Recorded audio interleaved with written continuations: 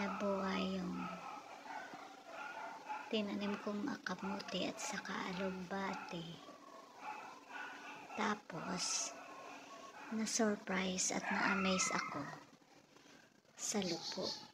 Ayan, ang daming lupo sa likod bahay namin. Grabe.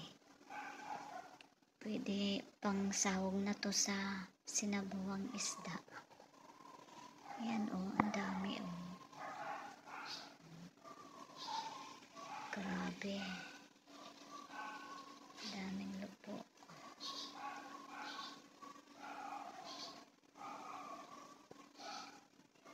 Pero ito, damo talaga yan. So, mamaya, birahin ko yan. Ang bunot. Sige, yan lang. Bye-bye.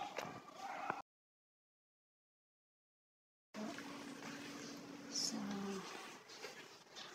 gulay sa likod bahay namin. Aanihin ko, sayang din to. Masarap kaya to.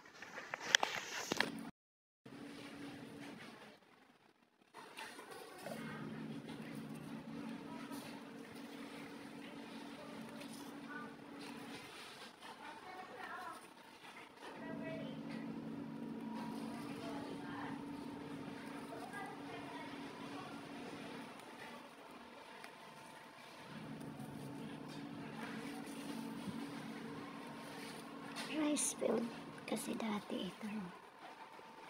Kaya yung mga lupo makikita sa pilapil ng rice field. So kaya ito tumutubo sila rito. Diba ang galing?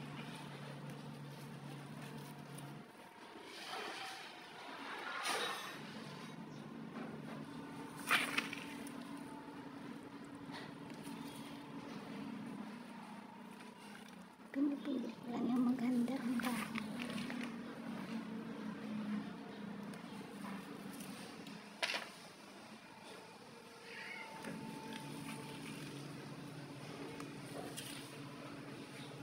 Kunti lang kunin ko.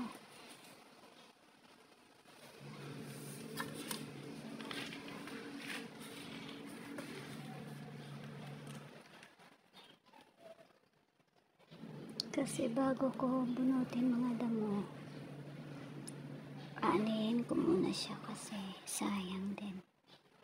Ang ulam din yan mamaya. Ouch! Daming langgam.